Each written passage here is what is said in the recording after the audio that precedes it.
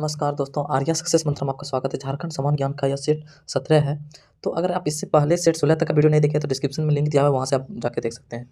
तो इस तरह से हम लोग 50 सेट तक जाएंगे, जो कि झारखंड के सभी एग्जाम के लिए बहुत ही इंपॉर्टेंट रहेगा। सारे क्वेश्चन एक्सपेक्टेड क्वेश्चन, इसलिए सारे वीडियो को आप अच्छे से देखिए ताकि आपको सफलता जरूर मिले। तो चलिए शुरू करते हैं। पहला क्वेश्चन, अगर आपको यह सेशन अच्छा लगे तो ज़्यादा से ज़्यादा लोगों को शेयर कीजिए, लाइक कीजिए, सब्सक्राइब कीजिए। चलिए शुरू करते हैं। पहला नंबर है कि किसके अनुयायियों को ताना भगत कहा जाता है। बोल रहा है कि किनका जो है अनुयायी जो था उसको ताना भगत कहा जाता है। तो ताना भगत चतरा उरांव के अनुयायियों को ताना भगत कहा जाता है। तो यह जो आंदोलन जो चला था ताना भगत आंदोलन, ये कब से चला था? 1913-14 का स्टार्टिंग हुआ था। तो ये अगले प्रश्न पे आते हैं। दूसरा नंबर प्रश्न जो है वो कह रहा है कि बुद्धू भगत का संबंध किससे है। तो बुद्धू भगत का संबंध जो है वो कोल विद्रोह से, कोल विद्रोह से बुद्धू भगत का संबंध है। तो अगला प्रश्न पे हम लोग आ जाते हैं।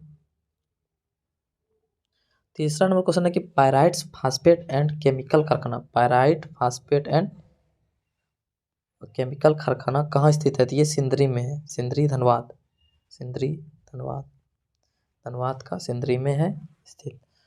नेक्स्ट प्रश्न पे हम लोग आ जाते हैं। नेक्स्ट प्रश्न कर रहा है कि ताना भगत आंदोलन का काल क्या था, यानी कौन सा काल में ये हुआ था। तो ताना भगत आंदोलन तो 1913-14 है। अगला प्रश्न में हम लोग आ जाते हैं कि झारखंड का क्षेत्रफल अविभाजित बिहार, मतलब कह रहा है क्वेश्चन कि बिहार का कितना प्रतिशत, बिहार का कितना प्रतिशत भाग अलग होकर झारखंड बना। तो टोटल मान लेते हैं 100%, ये 100% था, इसी का 45.80% भाग अलग होकर क्या बन गया? झारखंड बन गया। तो कहीं कहीं कोई किताब में 45% दिया रहता है, किसी में 46%, लेकिन जो ऑप्शन में रहेगा वही मानना है। तो ऐसे 45.80% अलग होके झारखंड बना, बिहार का। अगले प्रश्न पे आ जाते हैं। बिरसा मृग विहार ये कहाँ स्थित है? तो बिरसा मृग विहार जो है ये खूंटी पर स्थित है, खूंटी जिला में। अगला प्रश्न में आ जाते हैं हम लोग।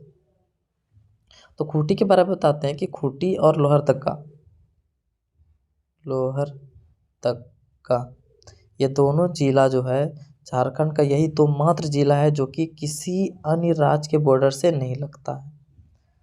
ये तो खूंटी और लोहरदगा। तो और इसमें क्वेश्चन पूछा था बिहार में, बिहार कहाँ आती है? खूंटी में।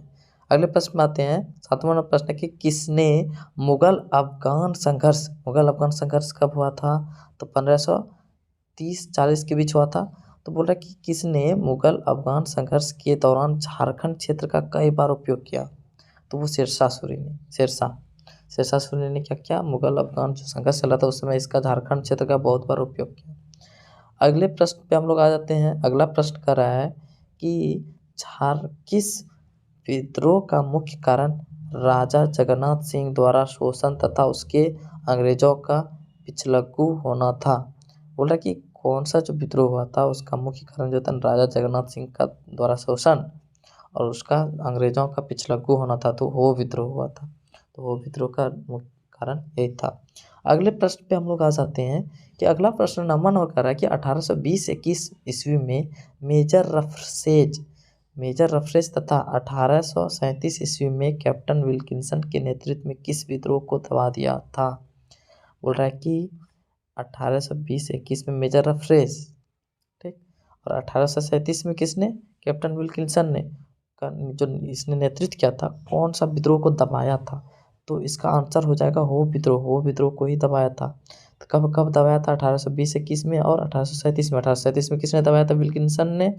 और 1820-21 में मेजर रफसेज ने। अगला प्रश्न में हम लोग आ जाते हैं। तो हो विद्रोह को दबाया था। अगला प्रश्न कर रहा है कि 1820-21 में मेजर रफसेज पर हो जनजाति के लोगों ने किस नदी के किनारे आक्रमण किया था। तो अभी तुरंत बताया कि हो विद्रोह को जो है ना 1820-21 में किसने दबा दिया था? तो मेजर रफसेज ने। तो उसी के काल में बोल रहा है कि मेजर रफसेज पे हो जनजाति ने आक्रमण किया था। कौन नदी के किनारे? तो रोरो नदी के किनारे, रोरो नदी के किनारे आक्रमण किया था। 11वां प्रश्न है कि किस मुगल बादशाह के समय 1585 ईस्वी में मुगल साम्राज्य तथा झारखंड के बीच वास्तविक संपर्क स्थापित हुआ था। किस? बोल रहा है कि मुगल बादशाह के समय जो है 1585 ईस्वी में मुगल साम्राज्य और झारखंड के बीच वास्तविक संबंध स्थापित हुआ था। तो आंसर क्या हो जाएगा? अकबर, अकबर के समय ही वास्तविक संबंध स्थापित हुआ था। 12वां प्रश्न है मेजर रफसेज किस वर्ष हो दियूम चिन्हित क्षेत्र में प्रवेश किया था 1820 में। इसी समय ना हो विद्रोह को दबाया था 1820-21 में। तो उसी समय ये मेजर रफसेज कब आया था? तो 1820 ईस्वी में हो दियुम चिन्हित क्षेत्र में प्रवेश किया था।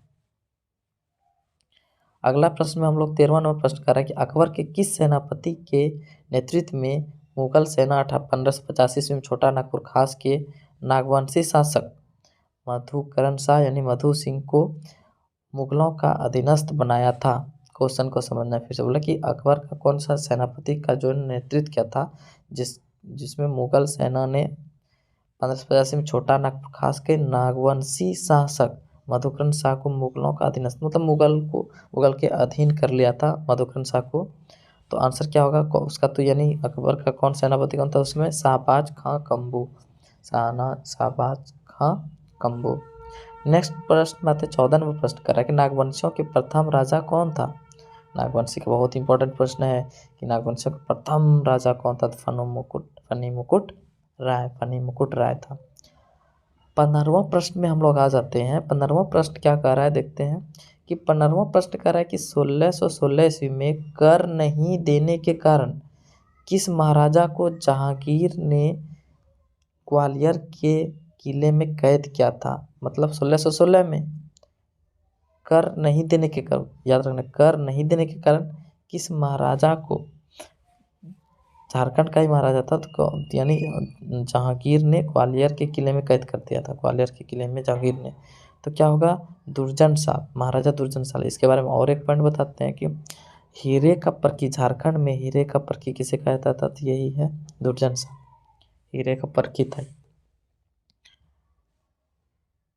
तो फिर इसके कुछ दिन इसको रखने के बाद कारागार में, यानी उसके बाद फिर इसे कुछ यानी सालाना पेंशन अगर मतलब कि के एवज में इसको छोड़ा था कि आपको मुगल के अधीन आपको रहना होगा और आपको कुछ हर साल दान में कुछ पैसा आपको देना होगा। तो इस तरह से इसको तब छोड़ा था 2000 साल।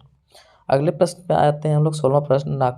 नागपुर खास के लिए 1773 ईस्वी में सर्वप्रथम किसे सिविल कलेक्टर नियुक्त किया था? याद रखना है, क्वेश्चन इंपॉर्टेंट है। छोटा नागपुर खास के लिए 1773 में सर्वप्रथम किसे सिविल कलेक्टर नियुक्त किया था?